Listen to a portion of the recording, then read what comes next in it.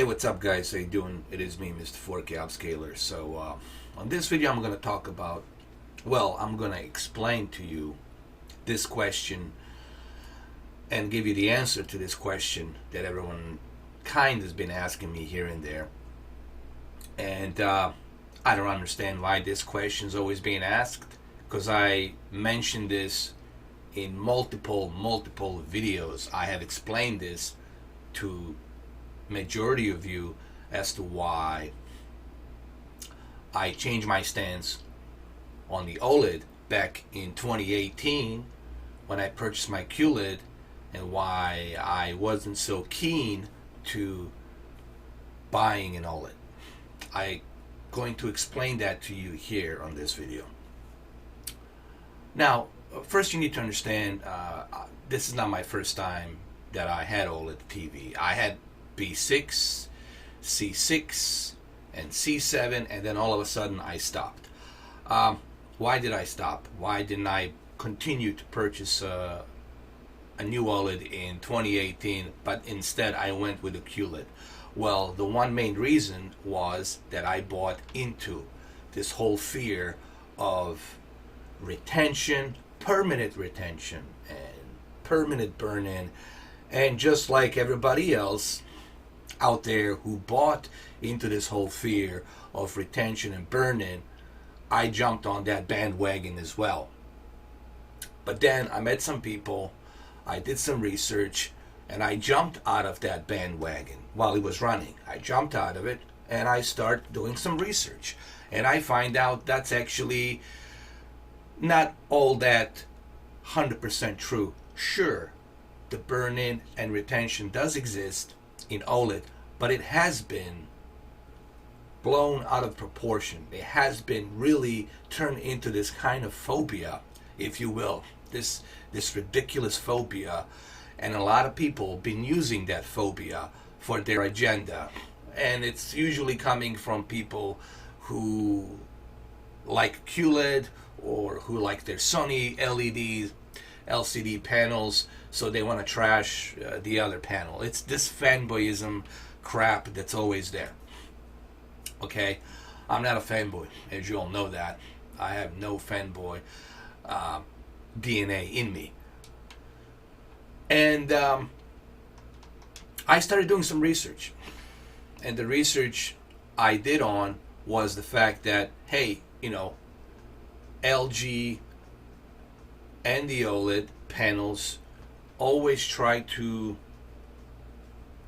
give you some tools to prevent that burn-in and that potential retention on the screen that might happen. They have various different tools, and also you need to understand how to use that panel. OLED's not for everyone. I'm not saying that everybody should buy an OLED, nor did I ever say the OLED is the best. I only said OLED is good for me because I like watching movies on it. I still have my QLED. I still watch my QLED. I never returned my QLED. Okay, but when it comes to movies, that contrast ratio that OLED has, it's to me the best for the movies. Watching movies on it like Transformers The Last Night, or Blade Runner 2049, you name it, even Terminator 2, all of those movies look really good on OLED. Even The Martian, the Ridley Scott Martian, Prometheus, all of those movies just look fantastic. Recently I was watching Black Hawk Down, and it just looks amazing on the OLED. Why? Because the OLED gives you that best possible contrast ratio, the best possible viewing angles, and every and each pixel emit by itself individually. All right. So now that's a fact. OLED has the best picture quality. It's not the brightest TV, so it doesn't have the brightest peak brightness. That crown goes to the Samsung, the QLED.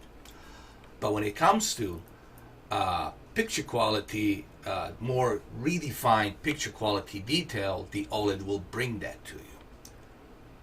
So what happened is, in 2019, this year, I purchased a E8 OLED. directly from LG. I didn't go to any other third party out there. This thing was shipped directly from South Korea, straight from LG Laboratories. All right, it took a while for that TV to arrive. Yes, there's a warranty on it. I have all that good jazz, and I got it directly from the LG. I had it now since February, March, April, May, June, July, 6 months, almost 6 months. I still have yet to have any issues or to have any problems, and I've been testing it. I've been using it righteously. You guys know how much I've been using that OLED TV, and still nothing. Why that is? A lot of people ask me, well, why is it that you never have any retention? Why is it that you never have any potential retention, something to happen on that OLED TV? Well, guys, this is what I've been telling you about. You have to know how to use that TV. All right?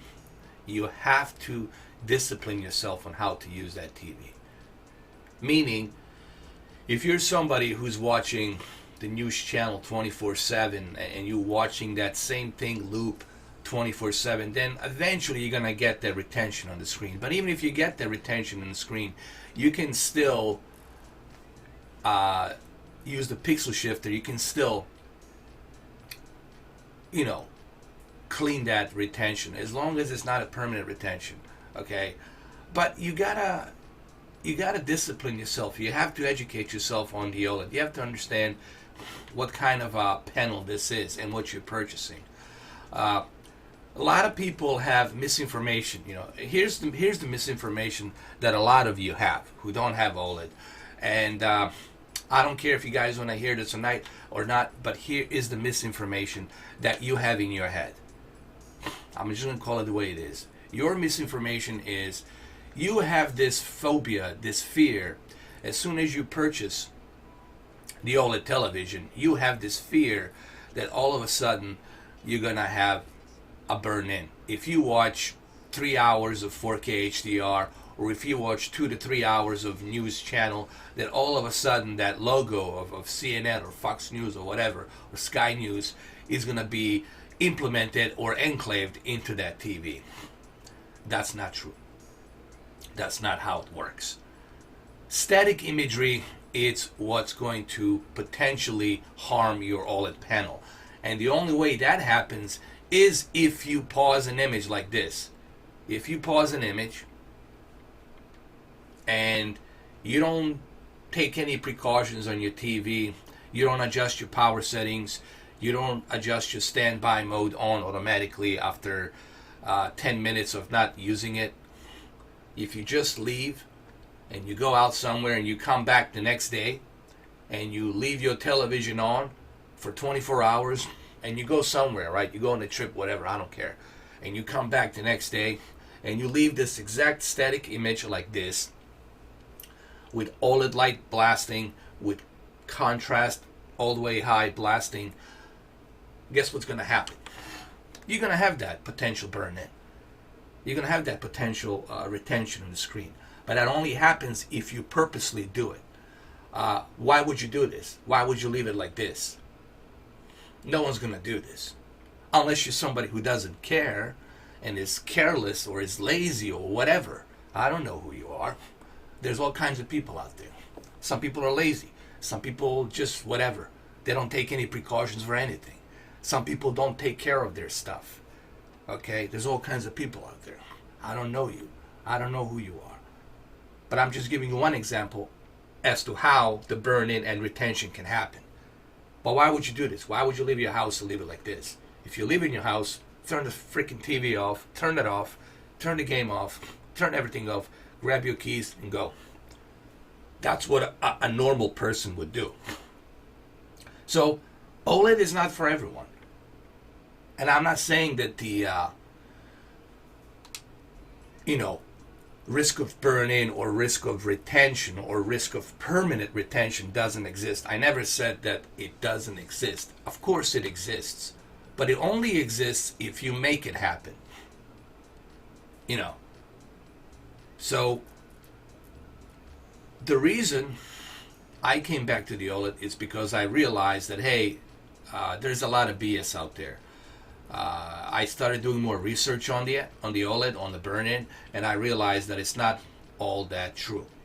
I realized that some people are using that as a tool to use as a propaganda, to use as an agenda to make their case against the OLED, to tell everybody, see, this is why you don't want the OLED, this is why you should go with the QLED or Sony Z9F or Z9D, etc., etc., etc.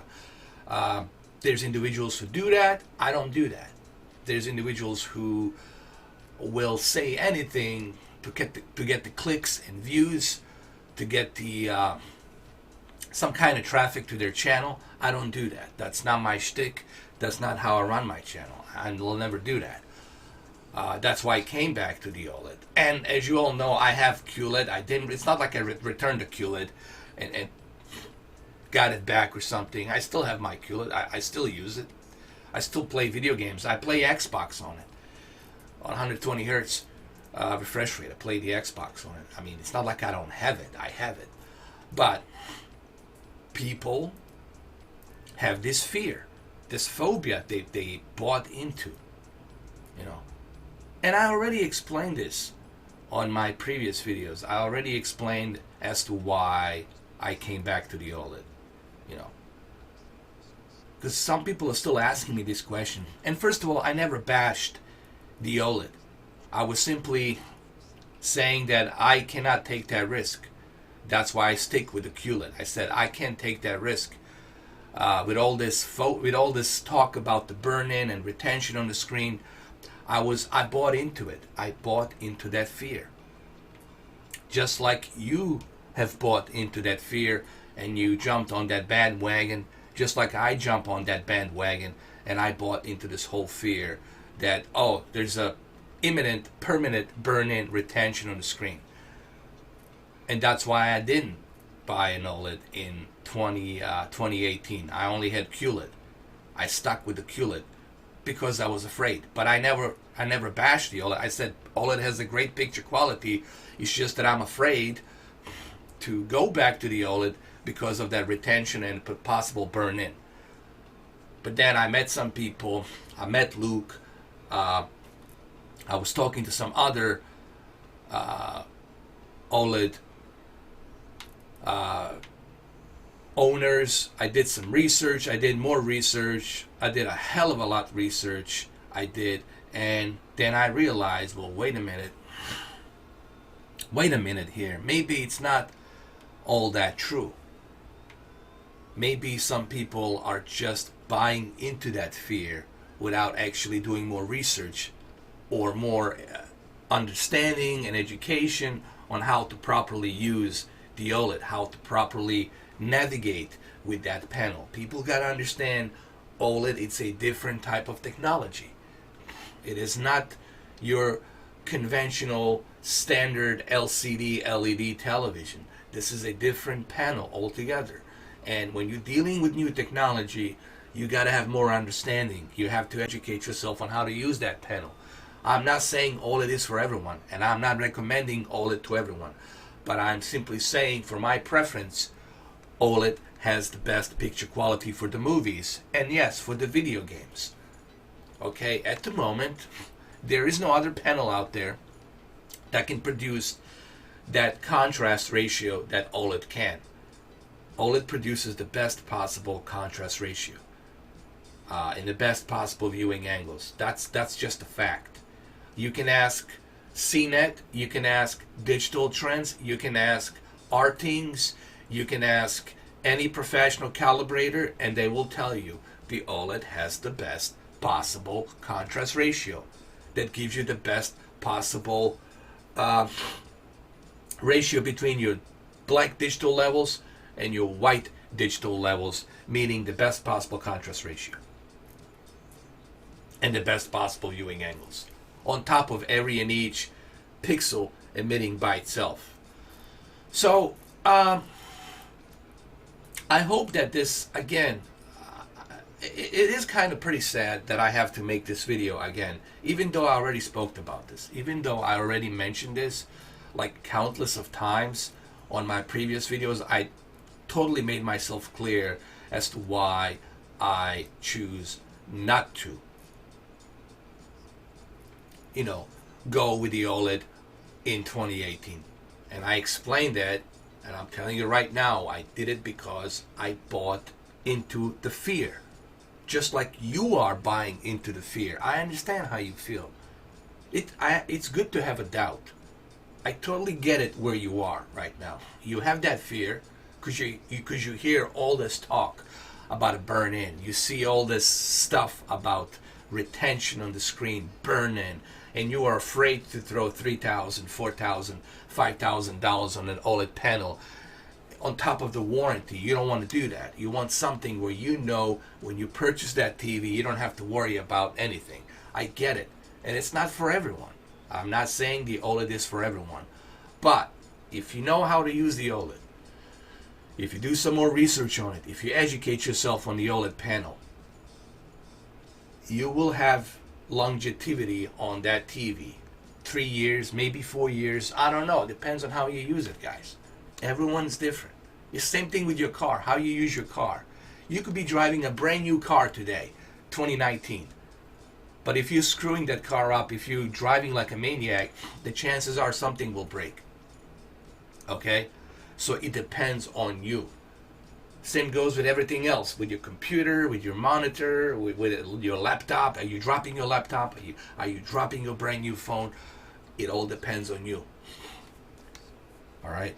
So I hope that this video clarifies this whole thing, because I'm sick and tired really like explaining this, because I have explained this like millions of times. I have explained this on my previous videos as to why I choose not to buy OLED in 2018 and I bought QLED. All right, and I explained that, and I'm explaining it again on this video, so it should be crystal clear, And I never bashed the OLED. I never bashed it. I simply said that I'm afraid of that potential burn-in and potential risk of retention. Why? Because in 2018 I bought into that fear. I bought into that fear. It is what it is. I was just like you.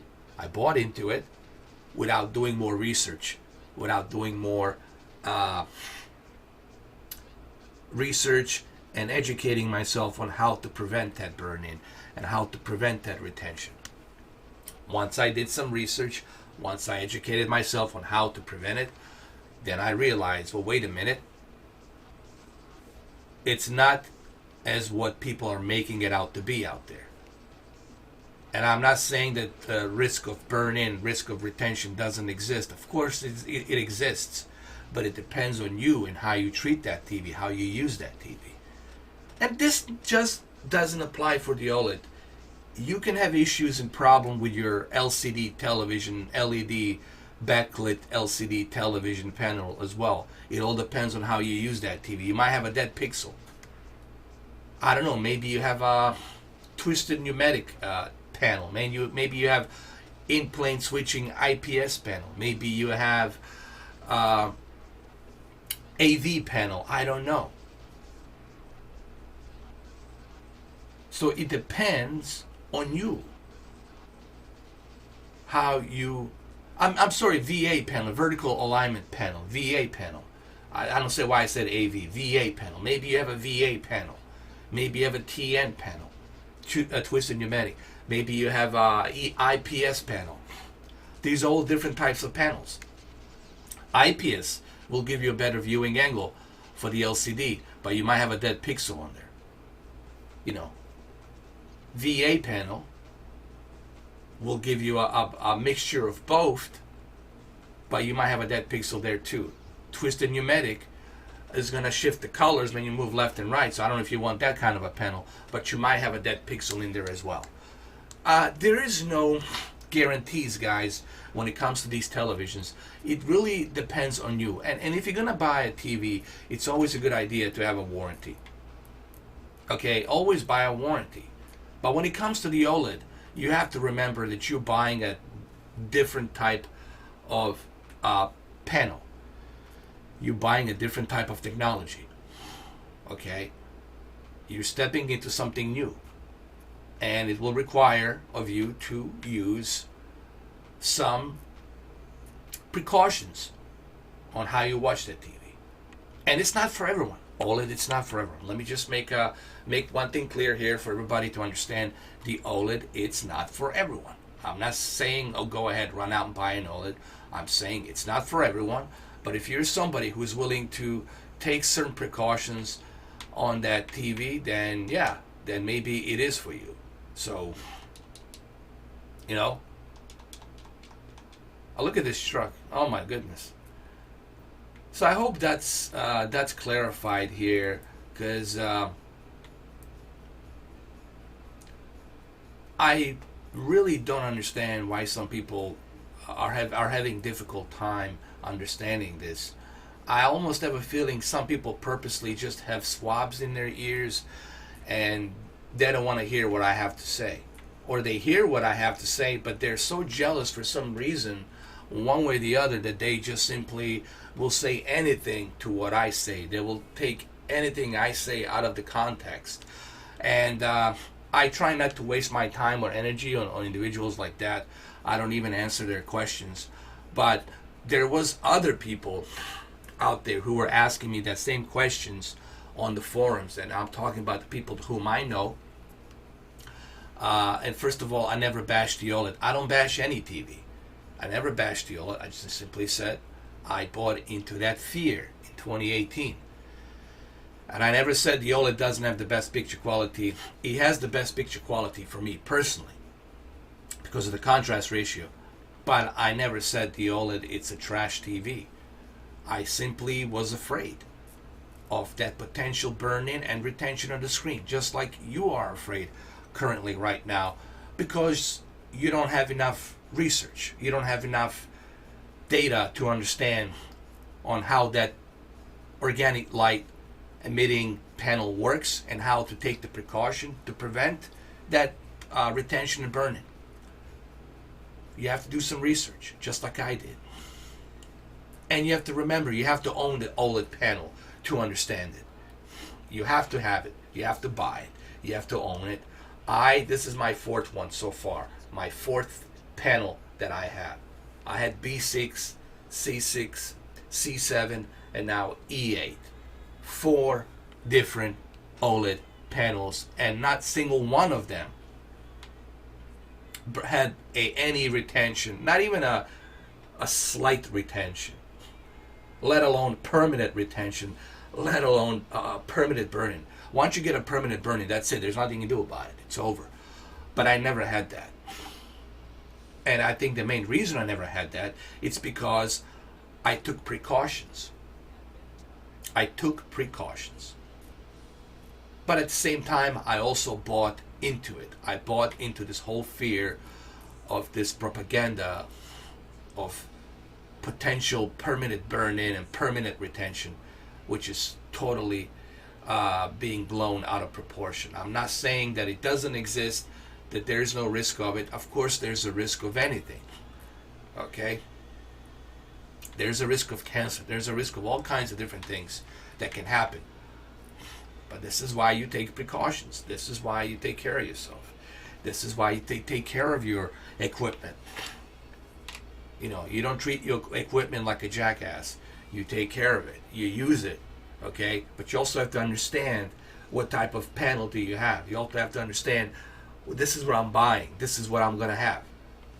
And you have to understand technology behind it and how to use it. All right? But some people, they don't want to do that. They don't want to learn that. They just want something to be done for them, to be there. You know, it doesn't work that way. You have to educate yourself. You have to understand how this panel works and how to use it. Just like everything else. All right, so, well, thank you for watching this video. You know, interesting, here I am playing a Grand Theft Auto 5. And still, to me, I would say Grand Theft Auto 4, seriously, was still way ahead of its time than Grand Theft Auto 5. And I'm looking Grand Theft Auto 4. I mean, Grand Theft Auto 5, don't get me wrong, it looks great. But when you look at Grand Theft Auto 4, I would say that Grand Theft Auto 4 was way ahead of its time in terms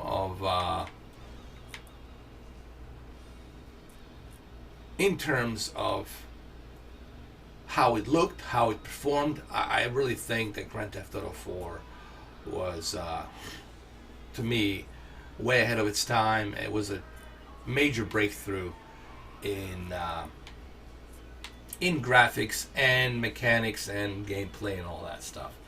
All right, guys. Well, thank you for watching, and I'll catch you guys later on with a live stream of Mafia tonight around 5 p.m., 6 p.m., around there somewhere. Okay? So I hope this video answers those questions that people have been asking me. And please don't ask me those questions again, because I already have answered them in multiple videos, and I'm answering those questions here and now.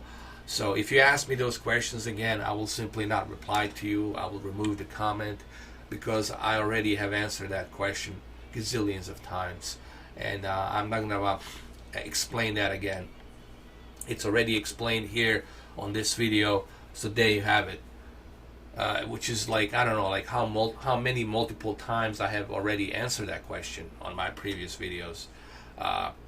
There's no conspiracy, there's no secrets here. I explained why I didn't have the OLED in 2018 and why I went back to the OLED in 2019. It's been explained in my previous videos, and it's also being explained here right now to you. But some people, they just hear what they want to hear. They don't want to hear what I'm saying. They just want to hear what they want to hear, because it doesn't fit their narrative or it doesn't fit their agenda for whatever reason. All right, guys. Well, have a good one. Take care. I'll catch you later on.